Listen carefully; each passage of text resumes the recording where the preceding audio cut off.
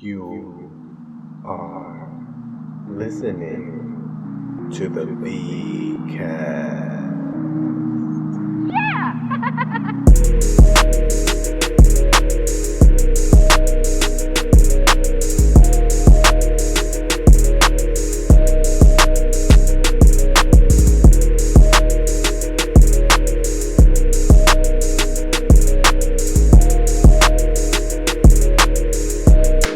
Hey, what's up? I just scared the shit out of John. It's a new episode, the VCast. Welcome back. I got my boy Yung Kurschner with me. What's up, John?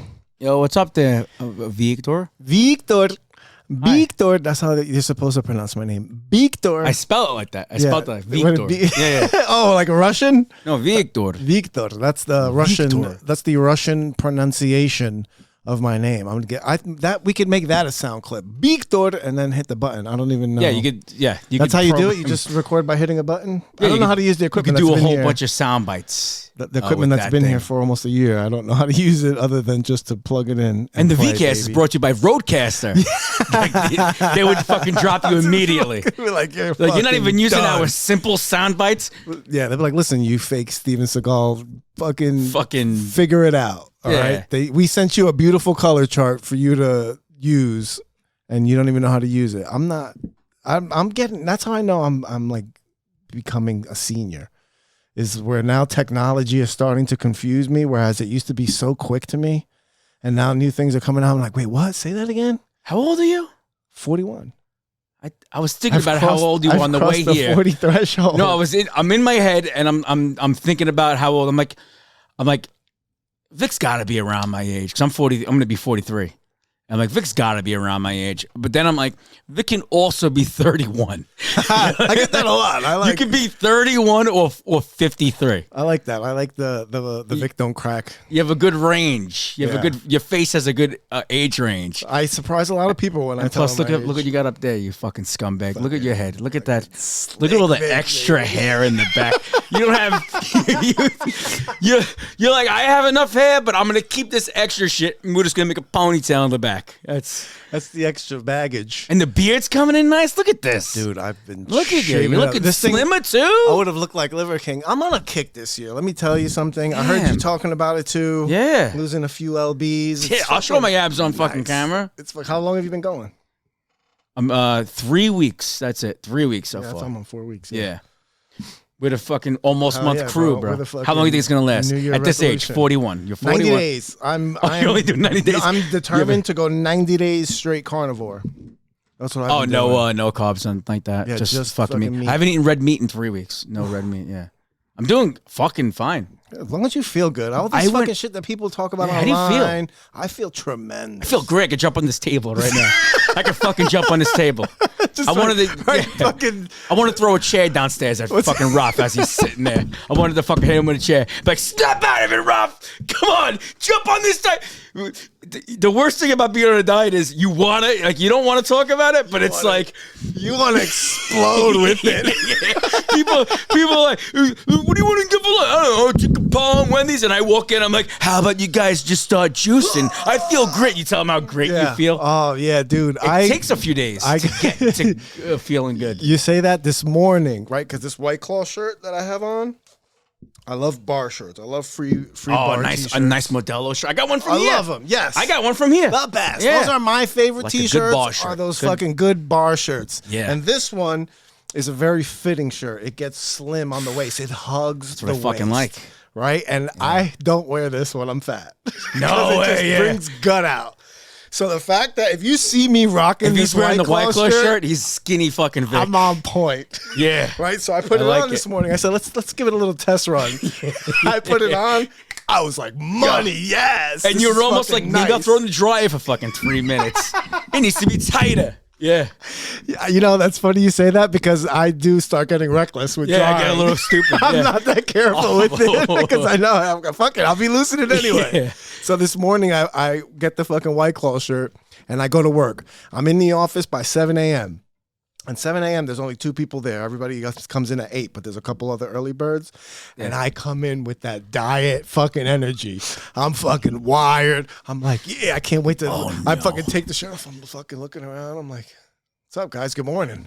How you feeling? You feeling good? And no one fucking notices. No one fucking says a word. I'm just boiling all day. And then like 3 hours go by and the first person's like, hey, man, you're looking really good. I'm like, yeah, thank you. That's right. You're like, yeah, you play it up. You're like, oh, yeah. Yeah, you know. When I come in, I have like 4 or 5 guys in like the room, like a ready room, you would call it. And like, it's to the point where like I'm 3 weeks in that. Well, I've done this stunt 1,000 times. Like I've done like this whole, but now it's gonna like I feel like it's gonna be good. It's gonna stick. I'm doing it the right way this time. But like I have the juices. My wife she presses, the juice, like the juice. The juice. You're on the juice, but not the juice. So I'm doing the celery juice in the morning. I don't want to get into the whole thing. Yeah.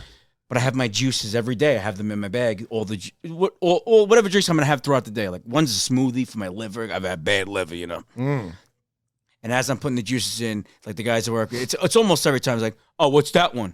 I'm like, this is celery juice. Oh, what do you got there? I'm like, oh, this is just lemon water. This is for the afternoon. I do one. And they ask about every fucking thing. You ever eating lunch like at a job and every person that walks by, oh, what do you got? Oh, but there's like 30 people that walk by. And so like you're up to the 25th person. You're like, dude, don't fucking ask me what I mean. Yeah. Take one of those little things from downstairs. They have those little things, you could put like a little sign in it. Okay. They go on the table. It's like a little circle, and you can slip a piece of paper in there, and you just write what you're eating and then put it there. As you're eating it, nobody will answer. Somebody, hey, what are you eating? Just push it over. Or every like before I make my food, I go over the specials with everybody I work with. All right, so today, and no one gives a fuck about specials ever. No one's ever. Yeah. I've never like fucking focused on it's so good, and then my wife cuts them off. My wife can't eat fish, so my wife, she's allergic to fish, all fish, right? But here's how she tells the waiter. If the waiter comes over, she'll go, oh, I'll go last. By the way, I'm allergic to shellfish and also all fish. And I just want to fucking punch her in the face. Just say all fish in the beginning. Don't even say the word shell. I'm allergic to seafood, yeah. Just say, but and then she'll say, I forget what I was gonna say. She's just intolerable when she's ordering food. It's just a nightmare. And when she wants to order like a drink, she don't really drink. She's like, I'm gonna be bad today. She's just like, she'll get a martini and take one sip. It's horrible. Yeah. What was it? Yeah, she's allergic to everything. My wife. Now you're only doing juices. You're not eating anything. No, I'm eating. Yeah. Right. Just I'm eating. Fucking like.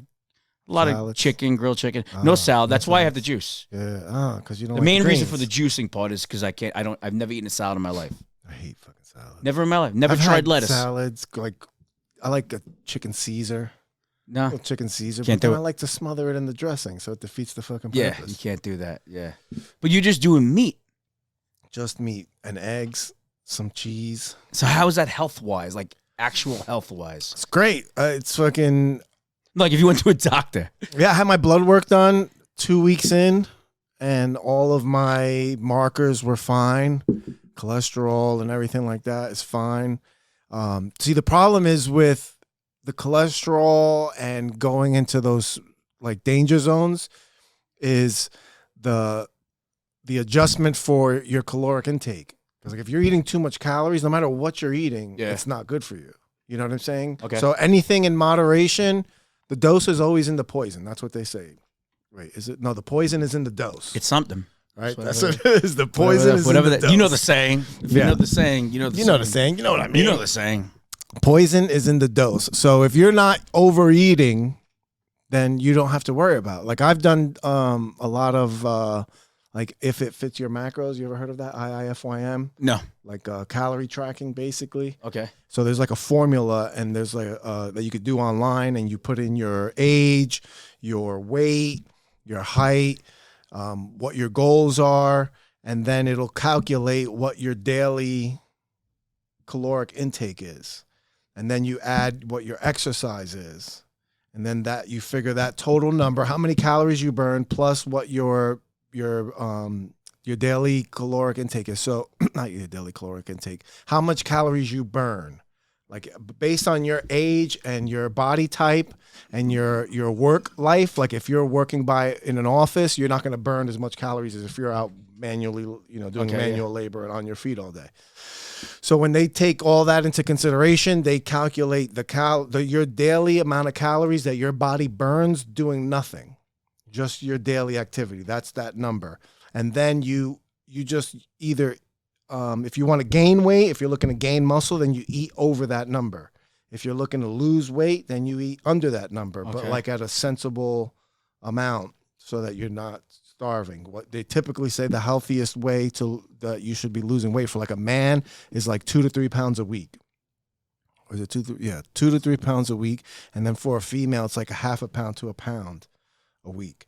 And that's if you're eating under. If you start losing more than that, if you lose 5 pounds every week, you're not eating enough calories. You have gotcha. To, so that's math. Bulk it up a little. Exactly. Yeah, so I was doing that. Math. I can't. And I was losing weight, eating ice cream, eating pizza, burger, like whatever I wanted to eat, as long as I balanced it. So if I'm going to eat a burger, so you know the reason why.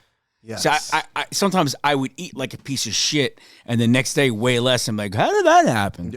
Because you only ate that one piece of shit. And then I do it the next day, and I'm like, oh no, it's back. Yeah. You gotta account for your micros as well. There's macros, which are your overall calories, which consist of your protein, your carbs, and your fat. Those are the 3 major categories for macros. And then you consider fiber. And then your micronutrients would be your vitamins, your zinc, and all that stuff. So you have to in order to get all that stuff, if you're really calculating it and doing it right, you have to eat balanced. You can't eat pizza and burgers and shit all day. You could eat it once. You could have a burger. Weeks. I know, me too. I watch a lot of pizza videos. Oh my God, there's fucking pizza everywhere. I fucking love watching pizza get I follow cut. too many food influencers online. I follow this one dude. Now all the food influencers I follow that macro stuff. Like they track their macros, and then they've been doing it so long, and they're personal trainers, so they're working out all fucking day long. Yeah, and they do it. They've been doing it so long, they don't even need to count the fucking numbers anymore. They just know based on their portions and stuff what they're eating. I follow this one guy, King Schratz. He eats once a day, and it's at night at like 12 a.m. He eats, and he streams it. And it sounds like a religion. He eats a huge fucking meal. I'm gonna do this with you, Vic. We're gonna hold the mics together like this. I fucking rock Look at it. us. Look how we're doing. Like we're holding. I don't like because my back starts to hurt. I know my back's starting to hurt. Like I think I feel like I won. Bro. I feel like I won something. Yeah, these are Oscars. These are our presentation. And I'm like, I got the red cord, you got the yellow cord, which is fitting. The Latin Kings. And baby. I'm obviously in the Bloods. And I'm Bloods. I know the Bloods. You're going to get me stabbed for saying I'm I was locked up. Oh, you might actually. Wait a minute. Were you actually? Oh, fuck. I had a friend named Ishmael who was in in that. Yeah, he does great now. He's dead. Yeah. No matter where you're locked up in. I was locked up, and then I got, I did my time in a rehab. Because it was a alternative to prison program. Were you on drugs? What drugs were you on? I was smoking weed, but I just told them I was doing everything to avoid What prison. were you locked up for? For selling weed to an undercover cop. Oh shit! Yeah, in a school zone. So in New Jersey, a school zone is a felony. Yeah, they don't have felonies in New Jersey. There's class crimes. So there's like class A, class 1, 2, 3, and then there's like misdemeanors. So this was a fucking class 1 and class 2. I had 3 charges. They dropped one in the fucking. How long did you negotiations. They sentenced me to 4 years. For weed? 4 years with 18-month mandatory. Thanks, Joe Biden. Because of the mandatory minimums, I had to do 18 months. Like that was the minimum I had to do. And I said the same thing. When I got arrested, and they were like telling me they were trying to get me flipped. This was a secret indictment. So this means they brought this to the grand jury without arresting me. They brought this to the grand jury and had an investigation. They had a task force that was investigating me. I was not a drug dealer. Yeah. This is the biggest waste of fucking money I've ever seen in my life. I just worked at a gas station, and one of the gas station attendants got arrested and got in trouble and then set me up. Oh, shit. Like, he introduced me to this guy like it was his friend. And we haven't found that guy in 30 years. Yeah, We don't know I where he went. seen him one time. I seen him one time at a bus stop, right? And he fucking turned around, like he turned around and walked away. And I was so angry. And and after I left, like the rehab and stuff, I was like hardcore AA. I did the steps and everything. You were all into it. Yeah, I was all into it. So I called my sponsor, And I was like, this fucking guy's here. Like, he talked me off the ledge. And I was like, your sponsor's like this. yeah. Oh, yeah, hold on, Vic. No, yo, this is the guy I was talking about. The guy that went to rehab for weed. Yeah, I'm just going along with the sponsor thing. No, yeah, it's not, I know it's not a thing, but it's crazy though.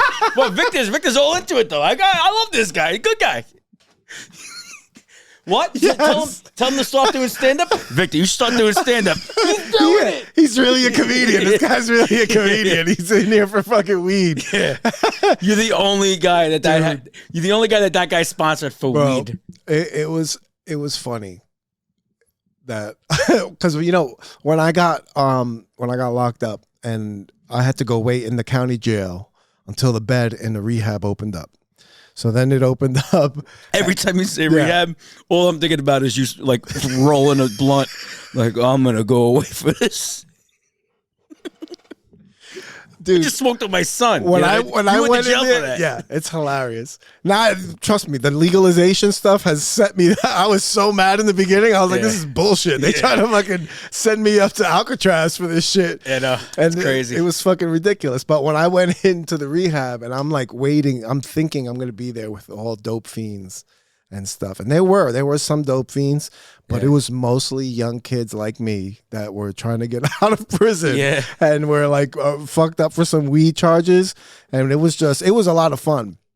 But a lot of the, and just like jail, in the rehab, since everybody was there, like you couldn't leave the rehab. You couldn't just voluntarily walk out. You would get charged like for escaping prison, right? So it was like jail. Everybody grouped by race. When you ate lunch, like all the Spanish people ate together, all the black people ate together, all the white guys ate together. And I was just eating fucking lunch with these two Latin kings and the nieta. And they were like trying to recruit me and shit. Yeah. They're like, yo, Victor, why are you here? And you're like, I had to murder 4 people. It's a fucking lie. You had to lie. No, everybody was in there for the same shit. And they were young ass kids too. That's the shit that was crazy. There was a lot of young fucking kids in that program. But holy shit. It was a weird fucking time. They wasted like they had photocopies of the money that they gave me. They had pictures of me in the car. $50? Like, what was... Yes, exactly, oh my bro. God. They had photocopies on one sheet of paper of the money that they sent me. I looked at it. I was like, they really did this?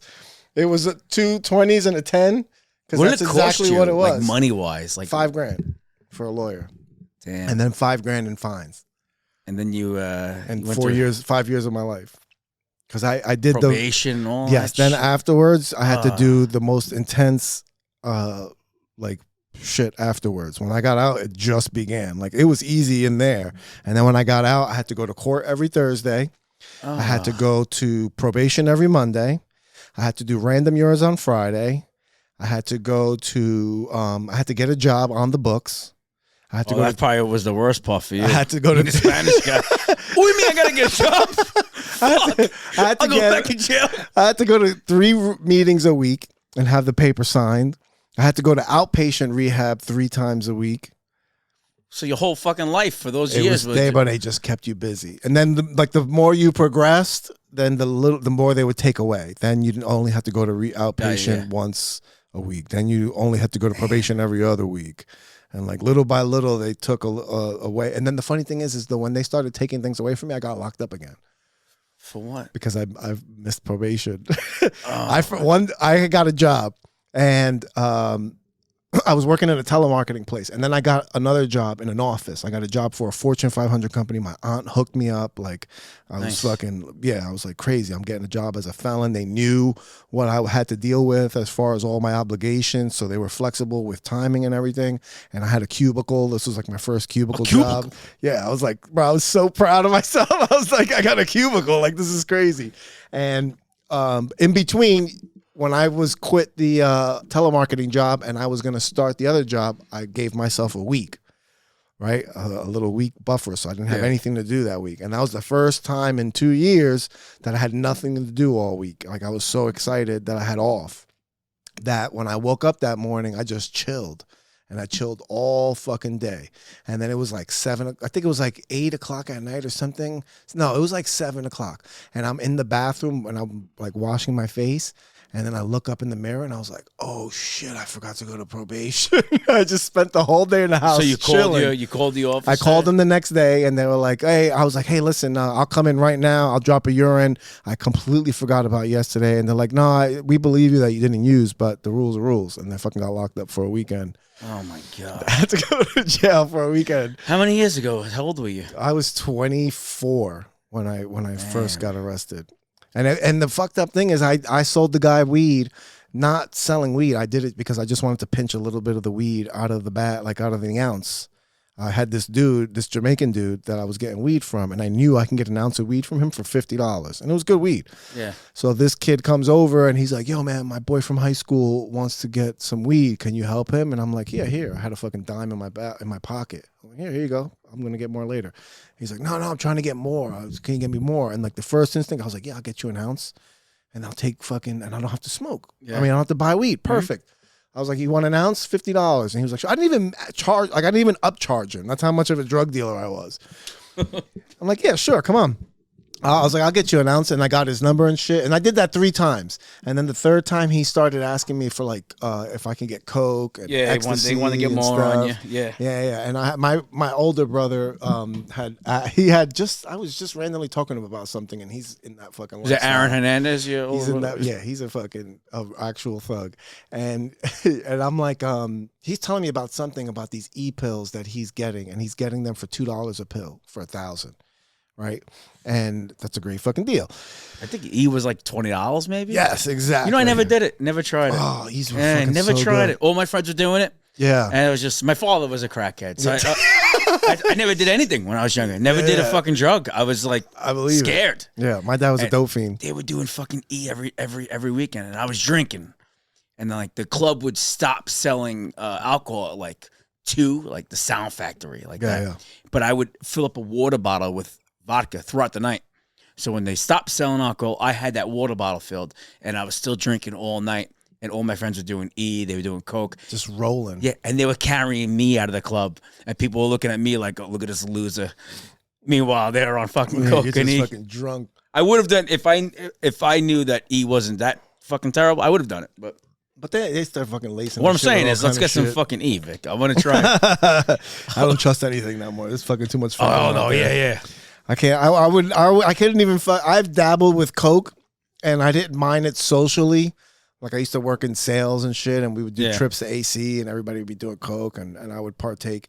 But it never attracted me to where I did it. Like I wouldn't look for it. Like I never was like, yo, let's go do Coke tonight. You know, like if somebody had it, like, cool, let's party. That's when it's bad. If you're going to a place because they have it, like if you're going to this one bar because they have that there. I never crossed that fucking threshold. But the e-pills, so the cop started asking me, and I was like, I can get you e-pills. And he's like, how much? I was like, I can get you 1,000 for $8 a pill. He's like, all right, great, that sounds great. And I was like, this guy's a fucking cop. I was like, this guy's weird. I think he's trying to set me up. I didn't think he was a cop. I was like, I think he's trying to set me up because I had already done deals with him, and he didn't arrest me. So I didn't think he was a cop. You don't think that they're I just thought he was trying to set me up. It's like for anything something else. When you're getting set up, you're not getting pinched. Yes, the first exactly. And second time. So I was like, so I stopped talking to him. I stopped taking his calls, and then like 6 months go by, right? And I'm in college. I'm registered in college to start in the fall for criminal justice. I wanted to be a cop. Me and my boy were going to be state troopers, right? Yeah. So we registered for community college together. We were going to go, had all my classes picked out and everything. And then August, and then like a week after my fucking birthday in August, I'm at home smoking a blunt, playing fucking video games, and then there's a knock on my door. And I'm like, who is it? And nobody says anything. So I just fucking keep playing. Right, and then a fucking another knock, and I'm like, "Who is it?" My fucking dogs. I had 2 pit bulls. They're fucking at the door. Of course you did. They fucking snorting at the fucking door. You didn't have 2 Labradors. 2 Labradoodles. I got 2 Labradoodles. I'm like, bullshit. Well, you adopted. I had a junkyard dog, like an actual dog from a junkyard. That was my dog growing up. Her name was Cassie. She had a fucking softball-sized tumor coming out of her asshole. Oh my god. Yeah, she was a whore. She fucking had puppies like 8 times. Yeah. Developed the tumor because she was I grew up in trash, like straight trash. I could never pass a Labrador by somebody. I had a lab. Yeah, okay. A Labradoodle? Yeah. No. Now I have a Woodle. A Woodle? What the fuck is that? It's a poodle mixed with a soft-haired Wheaten Terrier. Wheaten Terrier. Little Woodle. That sounds like a mutant. She's a nice girl. Nice girl. She's a sweetest good little girl. I call her Tuffy. How big is she? 31 pounds. Oh man, a man is not supposed to know exactly how much his dog That's a big weighs. dog, no? No, 31. She's 31? small. Yeah, she's like a medium small little girl. Yeah, medium. I'm thinking like teacup. The Those teacups, are like 12, I would right? say 12, 15. yeah. So like a 30-pound dog is it's a small dog, but My daughter's got a what are those fucking things called? Those cute dogs. Damn, it's like a terrier. a Yorkie or No, it's one of those really smart dogs.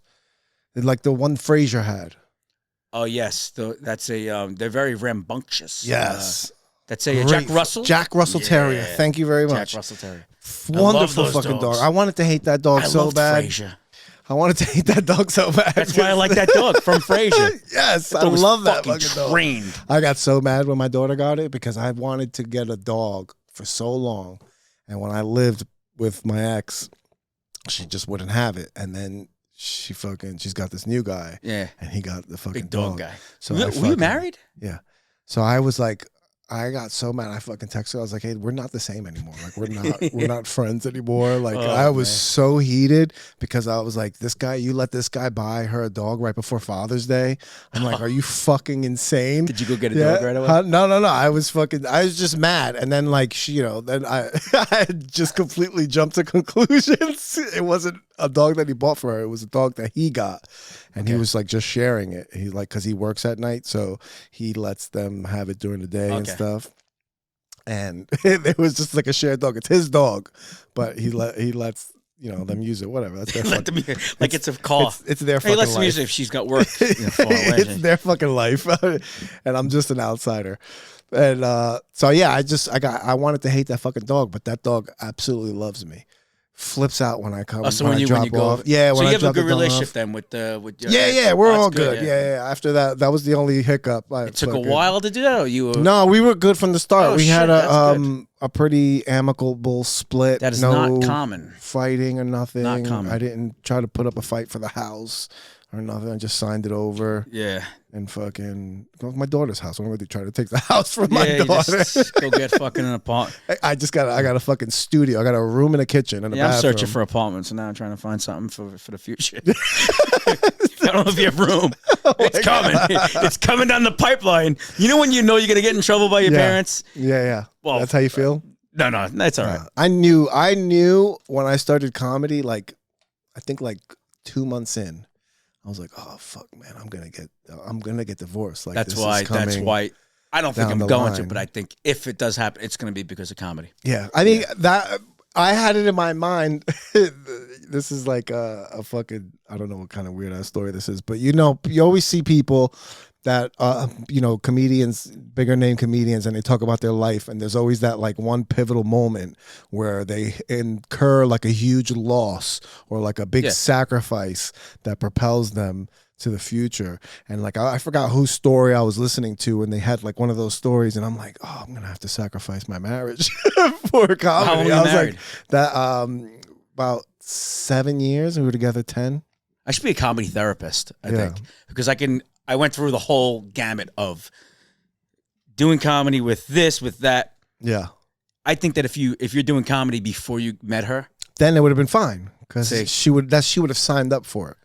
I was doing comedy already, not even 2 years, but it was I still knew enough to tell her, by the way, I do stand up. Yeah. And I was doing it a lot when I first started. And then when I got married, I tapered off a little bit, and then maybe like 10 years ago, I was like, I'm going back into it hard. I have to. And then I think by doing it before you meet the person you end up marrying. 100%. Yeah. You could always hold that against them. Hold it over the head. I was doing it before you. Yep. Yeah, because you knew what you were getting into. Now, it was kind of her fault anyway because it was her idea, right? I never in my life thought of being a stand-up comic. I was a class clown my whole life. Same thing. Like I used to get kicked out of class routinely, and it was never because I was a bad kid. It was because You're I just a punk. You were fucking cracked making too many jokes. Yeah. I'm fucking sitting in our class. Every time the teacher turns around, I stole a pencil from our class. a box of pencils, fully sharpened. And the teacher, I was in history class, the teacher turned around. Every time she turned around as she was teaching, I'd take a pencil and be like, funk, and right stick it into the ceiling. Yeah. That's a good skill. So after, bro, not easy. I was 9 for 9. You had concrete ceilings. And I had one left. And she did one of those double takes because she forgot to say something. And as she turns back around, I'm already mid-throw, sticks in the ceiling. She goes, oh, what the hell? What's the fuck? All these pencils are stuck in this. She's like, just get out, please. Just That's go. how I used to get that in class. The teacher, all it wasn't yelling. It was just like, no, just you go, gotta just please. go to the dean. Come on. Go to the dean. I had one teacher, Mr. Smith, who was this old bald guy with just the side of his hair. I love that. And he had a polo shirt, and he was pregnant. Skinny guy, but he just had this huge belly, skinny. Right? Yeah. And he, as soon as I walked into class, he'd be like, I got it already filled out. It's the disciplinary slip. I have it filled out. Oh, just tell me when you want to go. Just tell me when you want to go. Like that was my, but then for some teachers, this is what I try to teach my daughter because my daughter has the same personality. Yeah. So I tell her in class, you're going to get in trouble. Yeah. All right. I'm okay with that. This is your personality. You're going to get in trouble for talking. However, when you do get in trouble, just say sorry and stop. Yeah. Okay? Don't get an attitude. That's where I went wrong. Because then I fought and then fuck that. Yeah, exactly. Yeah. I got wasn't even doing nothing bad. And some teachers I would get defensive with because I didn't like them and I would say mean things to them. Oh, yeah. I had a fat math teacher. You look like my son. And I had this fat math teacher in senior year, and she's Mrs. Mastro Marino. I'll say her name because she's probably dead now. Oh, she had that double name too, bro. Mastro Marino was a mean teacher. Yeah. So I just got kicked out of school and I'm starting in this new school and I'm seeing this fucking teacher bully kids, right? Bully the good kids. Like just abuse them whenever they speak up about something. She just always had some nasty thing to say to people. She was disgusting. And I was like, God damn, man, what's fucking wrong with this lady? So one day I was like trying to be good because I had just got kicked out of school. I had like 2 more months left in the school year. I got kicked out of school in April. Yeah. So I had to go start a new school in May of my senior year. I had like May and June and that was it. 2 more months. I had a few weeks left and that was it. So I was like, I'm not trying to get in trouble. I've already been suspended by the principal because I called his son a fag. I was like, I can't get in any more trouble in this new school. The principal of the school was the father of a kid that was in my old school. And he had quit the basketball team in like a weird way. So when he came up and introduced me himself, I'm like, oh yeah, I played basketball with your son. And he's like, oh, you did? I was like, yeah, he's a fag. I got suspended immediately. Jesus Christ. So then I'm with this fucking teacher and she's bullying kids. And then I did something. Like I cracked a joke or something, and then she had like a real wise ass remark to me, and I told her she was wearing this fucking cheetah shawl. It was like a cheetah or a leopard pattern shawl, and then she gave me like advice. She was like, "Well, I think you should, like." She said some wise ass thing to me, and I was like, "Well, I think you should avoid the woods so a hunter doesn't shoot your ass," or something like that. And the whole class was like, "Oh!" I guess like nobody's ever fucking said anything to her. They were like, "Oh!" And she turned beet red. She was so embarrassed. She was like, "Get out of my classroom!" And I was like, "What a fucking pleasure!" And I go to the fucking disciplinarian's office, and this fucking young guy with fucking slick back hair, and he takes out a baseball bat and puts it on his fucking desk, and he's like, I don't know how you did things in your old school, but this is already 2 times that you've had to come to my office, and I'm not going to play that thing. I was like, so you're going to hit me with a baseball bat? Yeah, what are you doing with that? Want me to join the baseball team? I play basketball, fucking idiot. He was like, no, I'm not going to hit you with a baseball bat. And I was like, so what are you doing? Like, why do you have this baseball? Why did you just take this baseball bat out and slam it? And I was like, why is there a weapon on the table? I was like, you know what, sir? I was like, I'm sorry. I'm going to stay out of trouble. And he was like, I knew it was not getting anywhere to argue with this guy. But my first reaction was like, why did you just take this baseball bat out? Are you going to hit me? Like, what the fuck? It was fucking terrible. So I tell my daughter, don't be, it's okay to get in trouble because you laugh and you're social and you like to crack jokes. She loves being the center of attention. Have a personality, but don't be an asshole, you know? Yeah, don't be yourself. I'm not going to try to fucking turn you into a robot like they did to me by fucking filling me up with Ritalin and shit. Yeah. You know, they tried to, I was fucking in class. They fucking zonked me out. Fuck. Then I started sniffing them in the bathroom. I started crushing up the Ritalin. If you're going to give me drugs, this is how I'm going to do them. I was like, all right, now we can party. Yeah. You would pretend to take it and like spit it out in your hand. I'd get them from the nurse's office. I'd take it. Yep. And just palm it. She's like, all right, go back to class. I'm like, all right, bitch. Pocket. Go in there and crush them. I used to get I called in a fucking bomb scare because I didn't want to do midterms. Holy shit. I wanted to go smoke Was that on the news? No. This is why you got arrested, not the weed. They were like, all right, we're going to follow this kid for the next 8 years. We'll get him on something. This fucking terrorist. We can't prove the bomb scare. There was no caller ID. This was back when cell phones first came out. And I asked the kid to borrow his cell phone. And I *67. Back in the day, you could do *67. That was a good move. And they would block the caller ID. That's how we would prank people. Yeah. So I did the *67 and I called the school and the fucking receptionist picked up and I'm like, there's a bomb in the basement. Everybody gotta get out. And I just hung up. And then I sat there, like 5 minutes went by, and I'm like, fuck, man, these people don't give a shit about these kids. All of a sudden, skank, skank. I was like, oh, what the fuck? Yeah, there it is. And everybody had to leave the school. All your friends are looking at you like, good shit. No, I know. Nobody knew. Only me and one other kid knew. That's why I didn't get in trouble. Nice. Got to keep things tight. Yeah, you gotta. You know? And I think it was his cell phone that I used. That's why it was fucking, we were keeping everything on the low. But I used to fucking do random shit like that. But I never had any consequences. I was a good boy in high school. I was a class clown too. I was a clown. But I never thought I could do stand up. I had a friend that owned an Italian restaurant, and I was having pizza with him one day, and he's sitting across from me, and he talked like this, John, and he was like 18, whatever. No, I think I don't know how old I was, 26, 25, I don't remember.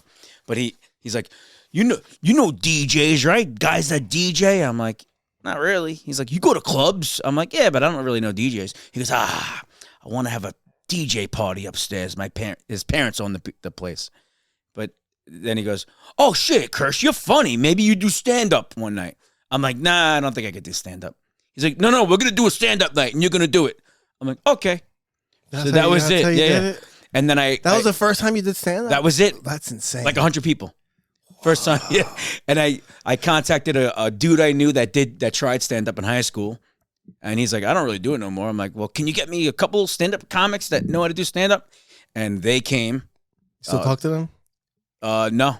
The one dude, his name is Hassan Madri. Oh, he was a comic for years. Wow. And so he kind of told me how to coordinate it. We did it. It was like my whole family, all my friends. I was fucking wasted. It was bad, really bad. But everyone told me like, "Oh, it was pretty good, John." And then I started going out to the city and shit. I would go to like all these shows, open mics and shit. Not even open mics. I was doing open mics, but I was doing like the Laugh Lounge. Because this guy Hassan is like, "Oh, I'll bring you to the Laugh Lounge," which was a club in the city on Essex, and he got me a spot, right? And I do the spot, and I had like 10 friends with me. And the guy that produced the show was like, that was pretty good. Do you want to come back next week? I'm like, yeah. I thought I was the man. I was like, fucking. Yeah. Hey, where are your friends? Yeah. No, but I kept on bringing friends. Oh, yeah. This is when bringers were not bringers. It wasn't bringers yet. They were disguised, you know? Yeah. And I was still bringing friends. And then I was running out of friends. And then I realized what it was. I was doing mics as well at that time. I was doing mics and shit and seeing like a whole bunch of like city comics hustling like I'd be at the mic, it would be like the biggest night for me. Like, I'm like, I can't wait to get up there. And had my notes and shit. And other comics were like, well, I'm going to hit like 5 other spots after this. I'm like, wow, that's a lot. You know, and that's how I started. My friend had a restaurant. That's what and then I was bombing bad at this place. Like, I was popping Vicodin, like on the low, you know. I was pop a Vic or two, drink like 4 beers and just get up there like just shit-faced. Yeah. And the most horrendous shit.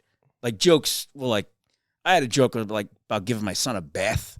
You ever give a kid a bath and touch his dick by mistake? bad. Yeah. I know that because I have old DVDs. Oh. And I watched them maybe 5-6 years ago. And then I just broke them. I took them out and should have kept them just to have. No, you did the right move. Yeah. Oh, it was so bad. I recently took down my old YouTube clips. Yeah, I used to upload. Up. Yeah, I used to upload old. Then I was like, I don't want nobody finding these and looking at this. If they look me up, this is what's gonna come up. I used to keep them up because I was saying to myself, "Oh, people could see my progression," but nobody cares. I took down. Yeah, no one cares. No one cares. No one cares.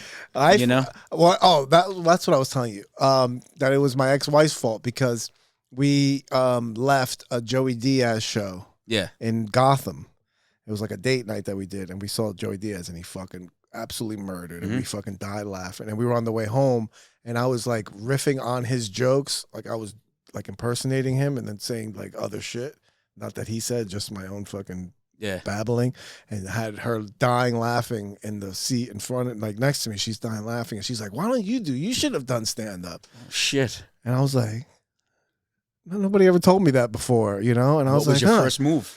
And I just started writing jokes, and I wrote for like a year after that, just writing notes in my phone and stuff. Every time I thought something was funny, and I'm writing notes. And then I started listening to JRE, and I kept hearing them talk about comedy and stuff and like the business. And then I'm like, that's what you have to do. And then I'm like, all right, I got to go to an open mic. So I flirted with going to open mic for the longest. I kept chickening out. But then my friend bought a bar, and I was like, let me go support her bar and say hi. And it was Nikki's. I went there, and it was a Wednesday, and it happened to be open mic night. And I was like, oh shit, what is this? And then I watched fucking Jesse Montanez bomb for like 5 minutes, 6 minutes, reading out of a notebook. He had the notebook so high he couldn't see the audience. He's got that notebook. Right? He's got that big 5-star fucking notebook. And he's reading it, and he's saying a joke, looking, nobody's laughing, and then reading another joke, and then looking. And I'm like, oh, if nobody laughs, it's not that bad. So I was like, all right. So then I went back the next week. Yeah, then I went back the next week, and then I signed up and went. And then the funny thing is, before I did the first open mic, I did a podcast with some of my friends from Brooklyn that I used to work. I used to work with this one kid in the city, and I'm friends with him. And then he just invited me onto the podcast to talk about like conspiracy. They had like a conspiracy podcast, Survival Guide. And they talked about all kind of different shit, but it was him, his brother, and this other kid. And we did the podcast. At the end of the podcast, I'm talking about doing my first open mic. And they're like, oh, really? They had this studio in Brooklyn. They're like, we're going to do a comedy show here on 420. We're going to do a 420 comedy show. And I'm like, really? He's creative. He's like, you want me to? He's like, he goes, I can get you on it if you want. I'm like, yeah. So I had booked my first spot before I even doing an open mic. Yeah. You know who was producing the show? Who? Big T. Oh, Big T! Oh, no, I told this motherfucker. I'm like, why don't be trans? Be trans. You guys don't fucking laugh. It's fine. No, that's just me. I work for UPS. That's my guy. I was just with him the other night. I love Big Mike. Big T. I was just with him the other night. Oh my God, Big T. He booked me on that show. I bombed so fucking bad because I got so high because they had edibles. Yeah. And, you know, Big T showed up early with fucking 3 girls, and they were rolling joints. Yeah. Like, they just had a box full of joints. I didn't know he was good friends with my boy Anthony Westbay. Okay. And he, I don't know who else was on the show. There was another kid, Jeremy Schler. Yeah. Jeremy Schler. Yeah, I know Jeremy Schler. I know. Yeah. I remember him from being on that show because he was funny. Then there was some other people I don't remember. But I was so high, and I could have swore I had 5 minutes, right? Or like 5 to 7 minutes. I went up there and I said everything so fast that I was done in 4. That's like what happens I was done when you in first 3. start. Yeah, I was like, the time goes fast, and now it's like it didn't help. Was fucking 20. It didn't help that my boy that was arranging it was like hosting. And he said, oh, I'm going to bring up your first comic. He came all the way over here from Jersey dressed like John Cena because I had my Jordans matched my shirt, like black and red. Yeah. My Jordans matched my shirt. And I was like, God damn. So he fucking set me up. You had cargo shorts on? No. I just had jeans, but I had these bright red Jordans on, like fire engine red Jordans and a fucking red T-shirt. So he fucking caught me with that. I was like, he got me stuttering from the fucking start. Fucked up as they made you go up first. Yeah, man. That's fucked up. And I just ate it. I got like 2 laughs from 2 people that were like, huh.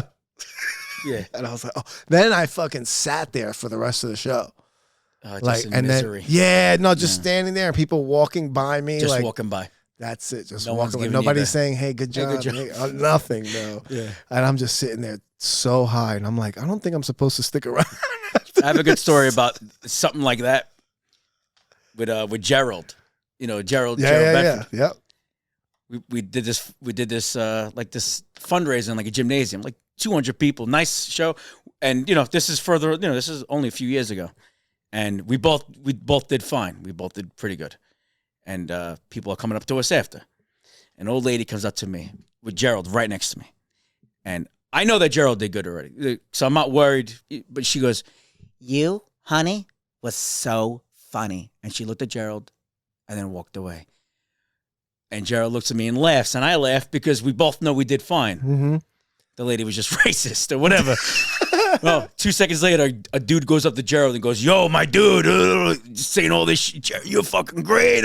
I want you to do my kid's thing." And then looks at me and goes, "How you doing?" And walked away. And then but it was funny because we both understood. We're like, whatever. Yeah. But it's happened the other way around. It's happened where like someone would go up, if we did a show together, they go up to you and they say, but the etiquette, people don't have etiquette to know that, oh, those are two comics that were on the show. Yeah. If you want, don't say good job to one and just walk by the other one. Yeah. I know. And I do a lot of shows here, and I'm always here at the end of the show when people are walking out, and I'm like saying goodnight to people and stuff. Mm-hmm. And when I have a really good set and people are like, "Oh, that was good. You were better than the headliner." Yeah, I feel great. But then Friday, I ate such a fucking bag of dips, fucking packed room. And I ate such a bag of dicks. Yeah. And it was my first bomb of the year. Nice. First sober bomb, too, because I also haven't been smoking or drinking. Oh, shit. Right? So it was my first fucking sober bomb. And I left the stage. I was dripping in sweat.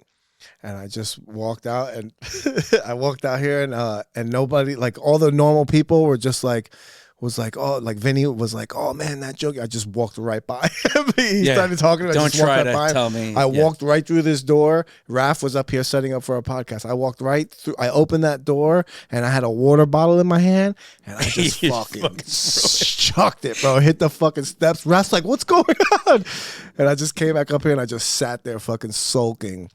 Yeah. And then I went back outside. Did Raph see you set? Huh? No. Raph was up here. But and then Vinny was like, "I don't understand why you're so upset. That wasn't that bad of a set." And I'm like, "What are you supposed to say? Bro. What are you supposed to say? Just say nothing."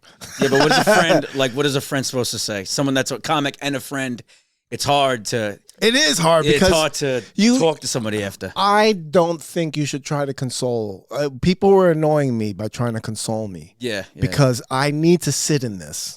Yeah. I need this feeling right now because I thought that I was real fucking really, but I thought I was real cool this last fucking month, ripping and running on these sets and then, with ease. And you had and then I have that, and I needed to really feel that. So I'm like, oh, I got more work to do. Yeah, sometimes with comedy too. Like as the years go on, you look at your old material and go, oh my God, I used to do that. But at that time, it was good for you. For you. Yeah.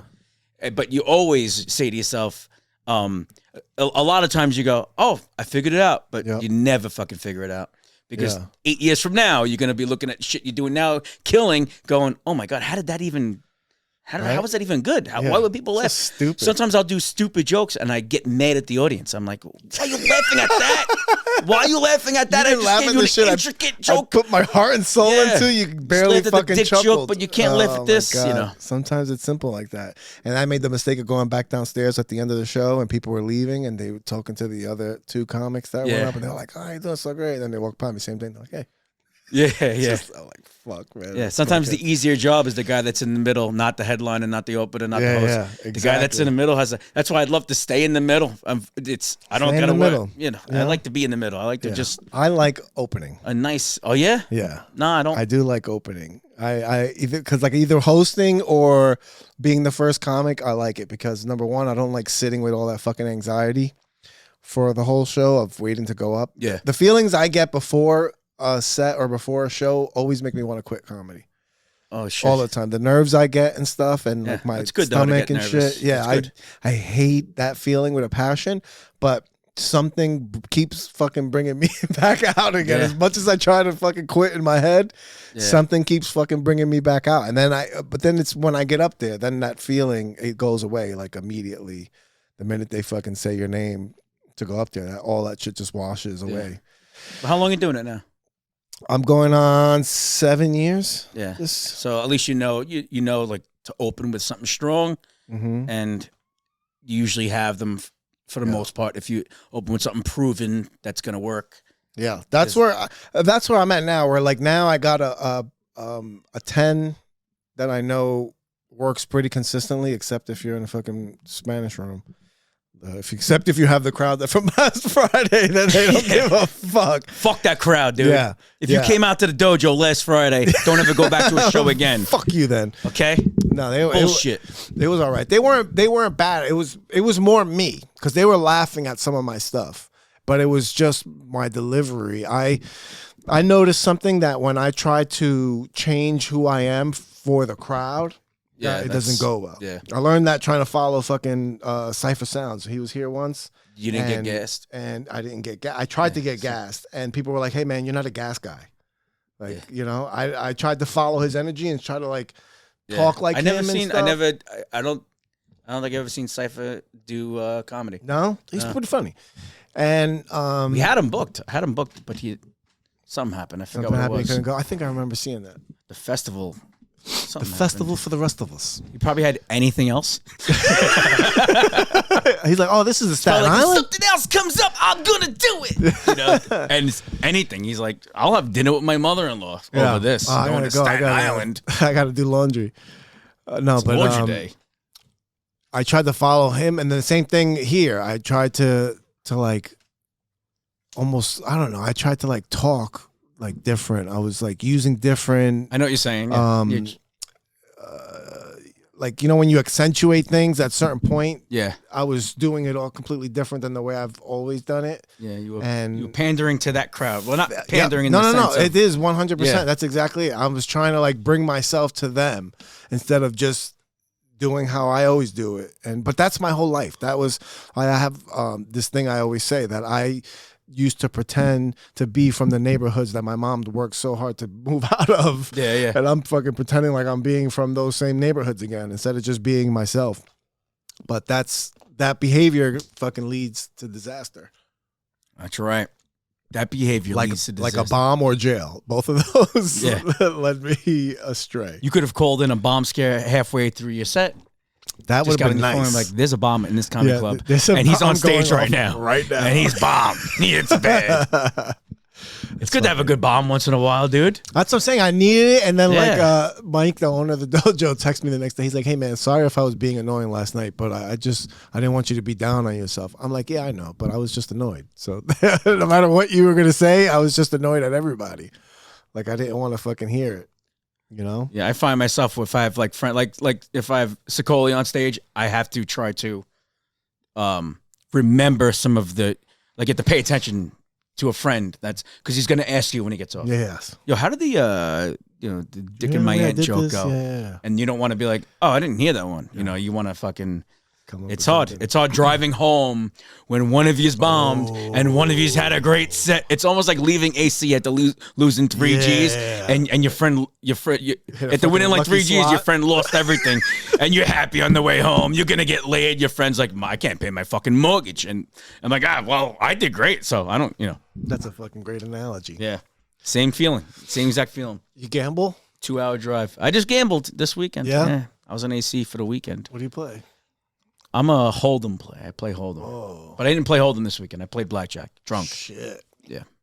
I played drunk, Blackjack. And I didn't do well. I had a friend of mine. I used to do the mail review in Atlantic City. I used to work at the mail review, right? I know the guy that owns that thing. His name is Armando. Armando? No, not that guy. That's you know that guy? No. I know who he is by name because he owns what's that called?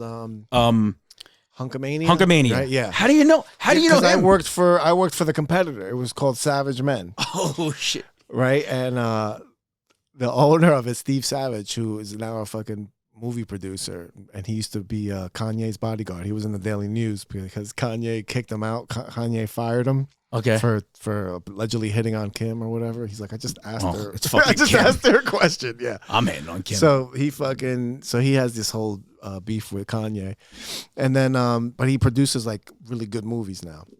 Nice. And he acts and shit. But he owned the Mail Review in Atlantic City, and I used to go down there when I used to work down there, and I worked with this kid I went to high school with, and he was a gambler, and we would make like $300-400 in a night, maybe $500 if it's fucking good night, because we weren't strippers, we were like massage hosts, so we just wore tank tops, black fucking pants, and we just fucking give girls massages and they give us $20. Yeah, then we'd fucking do like some lap dances after the show or whatever, which is just grinding on girls, so fucking not really a lap dance.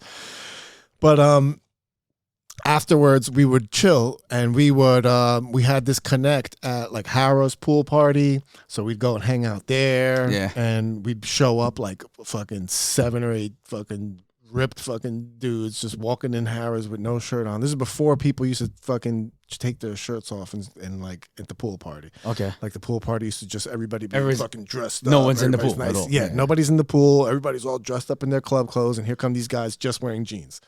This fucking whole group of guys just wearing fucking jeans, and they will let us in. And then like I love that part of the lifestyle, but my friend fucking was a degenerate gambler, and he would disappear.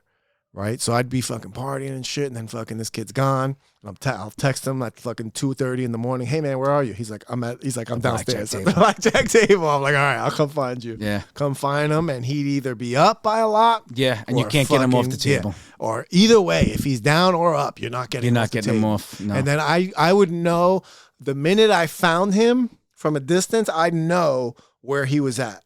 Yeah, because if I see him and he's at the edge of his seat like this, he's fucking down.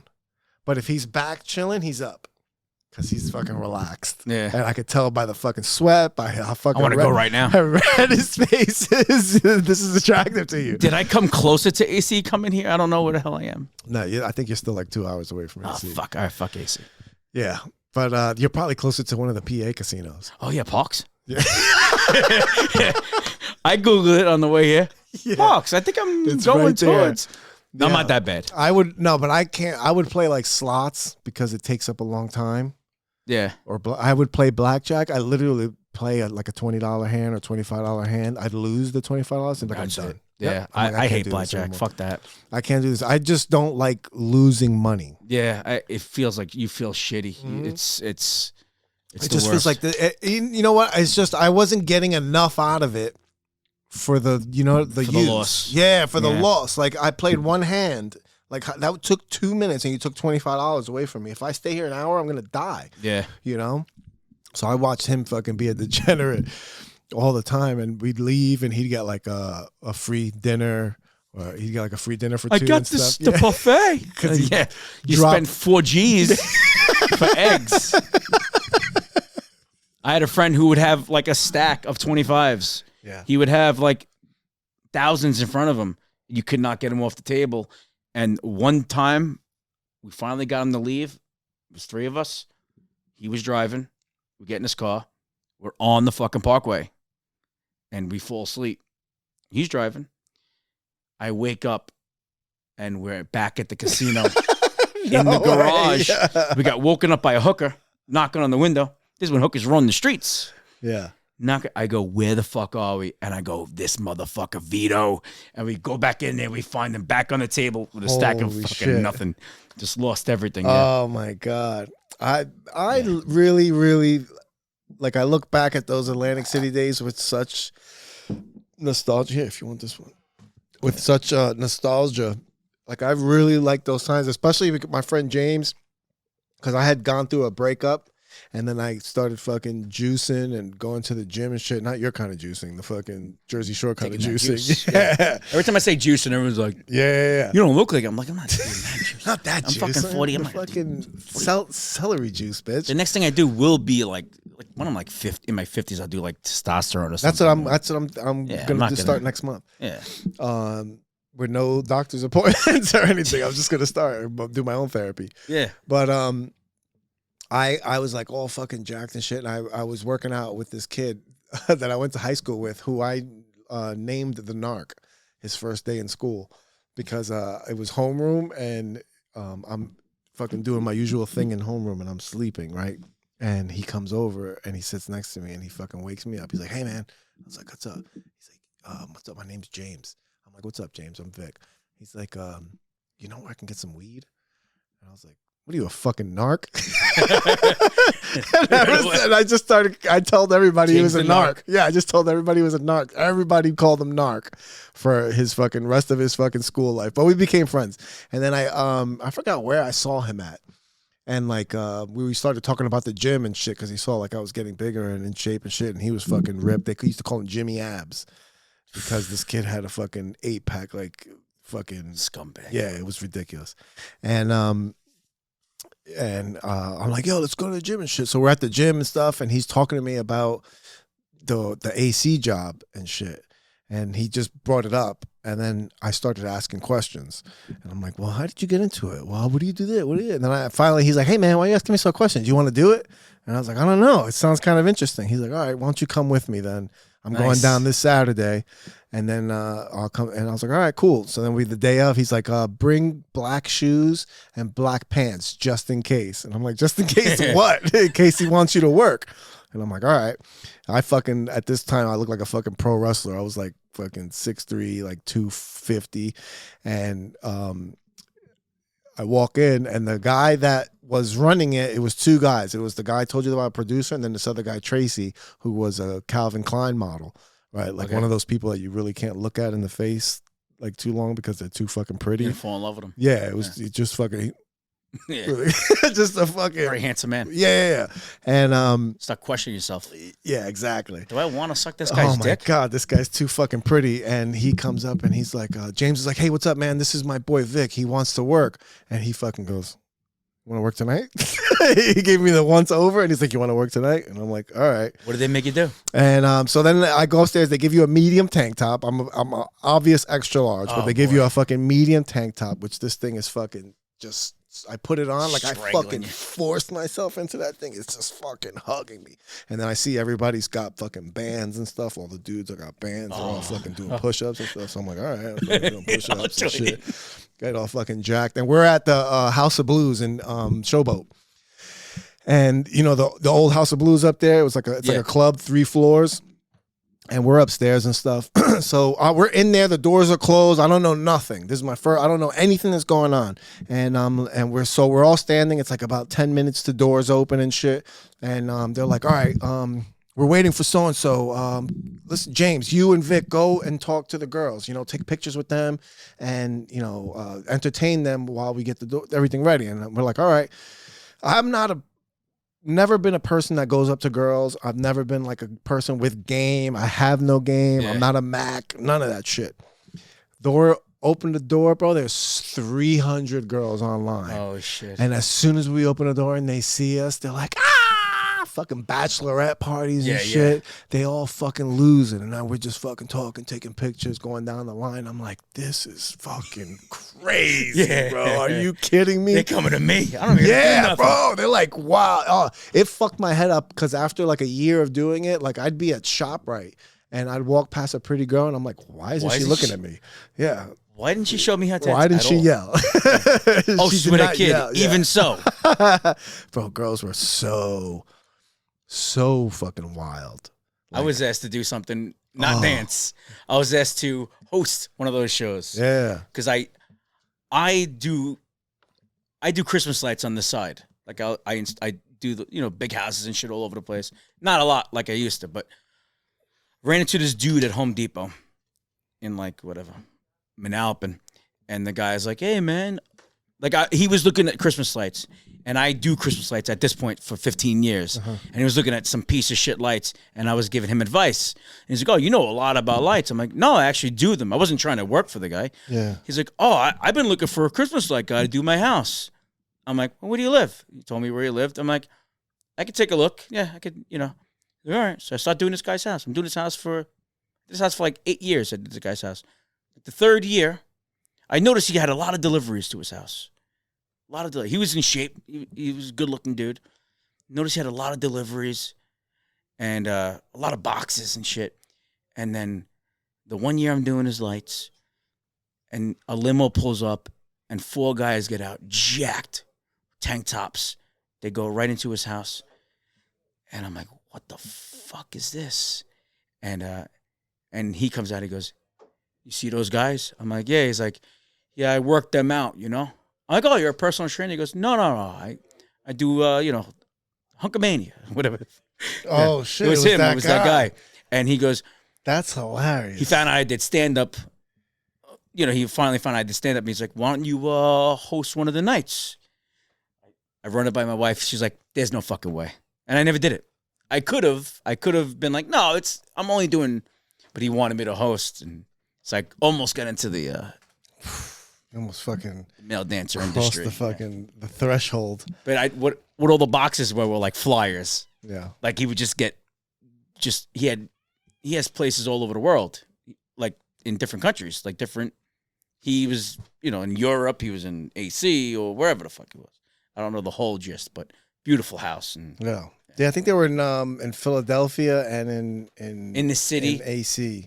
Yeah, and they had a place called the Cave or some shit in Philadelphia because a lot of those guys would go back and forth, so they'd bounce around from different fucking places. But as the years go on, I've run into more people that knew him, like you knew his name. There's more people that know, so it's a huge industry. Yeah, it's fucking nuts. My ex-wife made me fucking Then he should quit. be a dancer. Yeah, he could be. He could be a fucking prancer, prancing on. Look at his moves. Interrupting. Look at his moves. Oh man, he's got some moves. All right, I'm annoyed. Let's wrap it up. All right. You want to plug anything? Yeah, I got some. We gotta stuff. get a lock for downstairs. Yeah, what do I got?